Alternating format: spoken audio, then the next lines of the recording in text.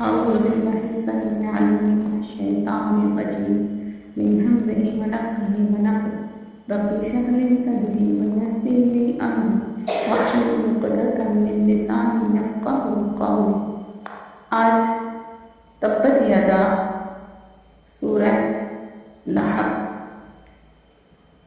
کی تفسیر پیش کی جائے گی۔ اسے سورہ مصر بھی کہتے ہیں۔ اس کی شان نزول میں آتا ہے کہ جب نبی صلی اللہ علیہ وسلم کو حکم ہوا کہ اپنے رشتہ داروں کو انداز و تبلیغ کریں تو آپ نے صفا پہاڑی پر چڑھ کر بسبا خام کی آواز لگائی۔ اس طرح کی آواز خطرے کی علامت سمجھی جاتی تھی، چنانچہ اس آواز پر لوگ اکٹھے ہو گئے۔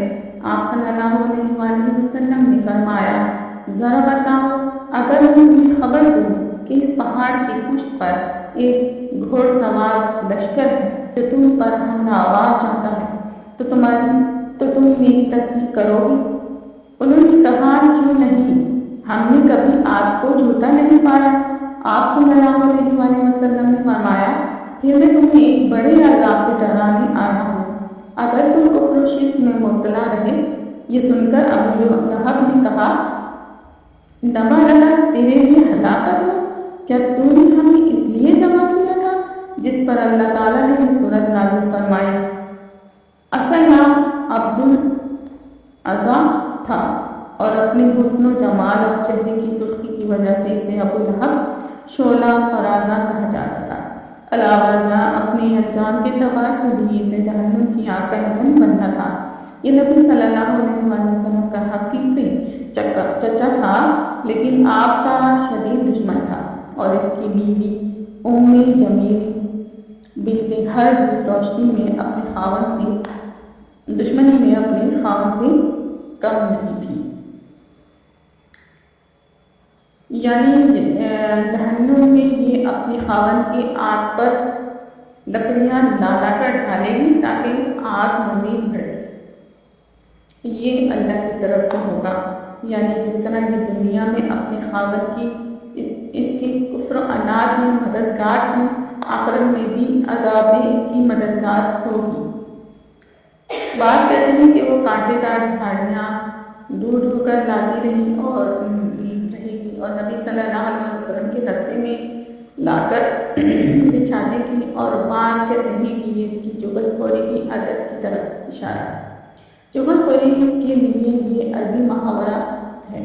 یہ کفار قریش کے پاس جا کر نبی صلی اللہ علیہ وسلم کی غیبت کرتی اور انہیں آپ صلی اللہ علیہ وسلم کی عداوت پر اکساتی تھی۔ مثل مضبوط بنی ہوئی رسی وہ مونچ کی یا گوشت کھجور کی ہو یا آہنی تاروں کی، جیسا کہ مختلف لوگوں نے اس کا ترجمہ کیا ہے۔ بعض نے کہا ہے کہ یہ وہ دنیا میں ڈالے رکھتی تھی جسے بیان کیا گیا ہے، لیکن زیادہ صحیح بات نہیں معلوم ہوتی کہ جہنم میں اس کے گلے میں جو تاؤ ہوگا وہ آہنی تاروں سے بنا ہوا ہوگا۔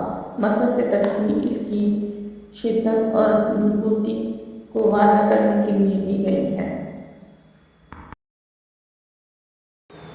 جنگ بدر کی چند روز بعد یہ عطسیہ بیماری میں مبتلا ہوا، جس میں تعاون کی طرح گرتی سے نکلتی ہے۔ اسی میں اس کی موت واقع ہو گئی۔ 3 دن تک اس کی لاش یوں ہی پڑی رہی، حتیٰ کہ سخت بدبودار ہو گئی۔ بلاخر اس کے لڑکوں نے بیماری کے پھیلنے اور آگ کے خوف سے اس کے جسم پر دور ہی سے پتھر اور مٹی ڈال کر اسے دفنا دیا۔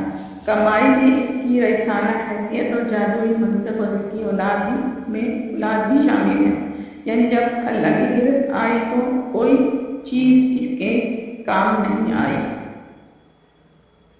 ابو لہب کو ایک بیماری لگ جائے گی جس میں وہ مبتلا ہوا، اور اس کی موت کس طرح سے آئی۔ یہ ہمارے نبی کا پکا دشمن تھا، اور آخرت میں بھی اس کو سزا ملے گی انشاءاللہ۔